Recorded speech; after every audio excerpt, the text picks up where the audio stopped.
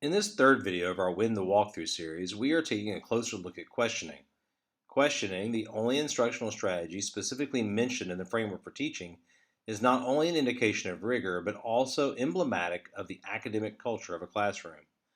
Although many teachers understand the importance of good questions, fewer still employ the open-ended questions required to elicit students' higher-level cognition needed to explore, analyze, and evaluate real-world situations and audiences. While this difference in understanding and practice likely originates from teachers' fear of awkward silences and frustrated students, a clearer appreciation of how standards, instructional outcomes, and success criteria form questions may provide a clear process by which teachers create questions from the content they are already teaching. So why is questioning so important? Here are just a few reasons why questioning is important for instructional rigor in classroom discourse. First, questioning engages students by stimulating thinking and learning. This is especially true when questions are asked of specific students or groups instead of global questions asked of the entire class. Furthermore, questions direct students' attentions to the important content, skills, and thinking processes necessary for them to meet proficiency on the lesson's success criteria and ultimately to master the standard inherent in the instructional outcome. In addition to the instructional benefits of providing students with quality questions, questions are also vital to creating the mental pathways and neural branches necessary to retrieve information quickly and analyze complex situations deeply. Depending on the question, students may be asked to use different regions of their brains and different schemas in order to answer the question thoughtfully and successfully.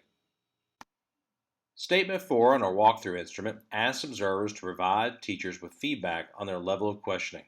The statement provided here on the screen stratifies questions into three bands. The first option simply implies that no questions were asked while the observer is visiting the classroom. The second option indicates the questions asked during the walkthrough were of a lower level on Bloom's taxonomy. The last option indicates that the teacher's questions were of a higher level on Bloom's taxonomy. Bloom's revised taxonomy provides a framework for classifying learning based on different levels of cognitive rigor and complexity. The framework's levels go from simple recall to the design and construction of new products. Though our walkthrough instrument explicitly indicates Bloom's taxonomy as the criteria by which teachers' questions are critiqued, Webb's depth of knowledge framework is a very similar model that categorizes differences of rigor and complexity in four levels. Therefore, I'll be using Webb's depth of knowledge framework to explain and model higher level questioning in this video. Like the levels of Bloom's revised taxonomy triangle displayed on the previous slide, Webb's depth of knowledge framework shows a trajectory of higher level skills and questions. Here we have lower depth of knowledge questions on the left indicated under the DOK1 heading. As we move to the right, you'll notice that the cognitive rigor and complexity increases. Therefore, in light of our walkthrough instruments options, consider lower level Bloom's taxonomy questions as being similar to DOK 1 and 2 questions, and higher level Bloom's taxonomy questions as being similar to DOK 3 and 4 questions. Let's look at each of these levels more closely.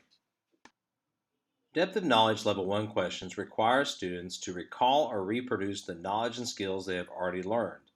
These questions typically ask students to fill in the blank, recite a fact, look up an answer, or demonstrate a previously learned skill. DOK Level 1 questions generally require no transformation or manipulation of previously learned ideas and concepts, or the transfer of a skill from one context to another. In essence, DOK Level 1 questions are intended to gauge whether or not students know the answer. Binary questions that elicit yes or no responses are also considered DOK Level 1 questions. Depth of knowledge level 2 questions move students beyond recall and reproducing skills to making comparisons or differentiating multiple concepts. DOK level 2 questions require students to classify items into categories, explain cause and effect, or describe a relationship. In essence, level 2 questions require students to describe something or explain why something might happen. In these cases, the student uses his or her factual understanding to infer meaningful relationships and differences. Depth of knowledge level 3 questions require students to plan, reason, and use higher order thinking to analyze and evaluate real-world situations. DOK Level 3 questions are open-ended and allow for multiple possible answers and outcomes. When answering depth of knowledge Level 3 questions, students are required to use their factual and conceptual knowledge of phenomena to reach solutions, reason points and arguments, or test hypotheses. Depth of knowledge Level 4 questions are similar to Level 3 questions in that students are required to use their factual and conceptual knowledge to reach solutions or provide rationales, but differ in scope. Whereas DOK Level 3 questions intend to improve students' understanding of a text, process, or phenomenon, DOK Level 4 questions expand students' analytic processes to multiple texts, sources, and even disciplines. That is, DOK 4 questions require multifaceted investigations to solve real-world problems with unpredictable solutions. These types of questions are closely related in complexity and breadth to the real-world problems students will encounter in their studies and professional and personal lives after high school. So how does one create appropriate questions for a given lesson? If you recall from our previous video in the Win the Walkthrough series, lesson planning should start with standards that inform instructional outcomes that are then broken down into success or assessment criteria. Creating questions for a lesson is simply just the next step in the lesson planning process. That is, a teacher should create questions that direct and assist student learning in order to meet proficiency on the lesson's success criteria in order to acquire the knowledge and skills inherent in the instructional outcome, which is derived from the content standards. Therefore, the lesson's questioning should reflect the complexity of cognitive processes demanded by the instructional outcome. Put simply, questions should guide students' thinking to the level required to meet the success criteria at the end of the lesson. If students are meeting success criteria over multiple lessons, they should be acquiring the standards-based knowledge and skills articulated in the instructional outcome. Given that content standards can generally be broken down into multiple instructional outcomes, it is very likely the questions necessary to achieve the standard will be of multiple DOK levels. In these cases, it is important to scaffold questions in such a way that students acquire the factual and conceptual understanding necessary to approach the higher level cognition required of higher level DOK questions and tasks. Therefore, depending on when an observer visits a classroom during the academic progression needed to reach an instructional outcome, questions may vary or be appropriately low level. In these cases, teachers should contextualize the observer's feedback with the knowledge that students are working toward higher level cognition.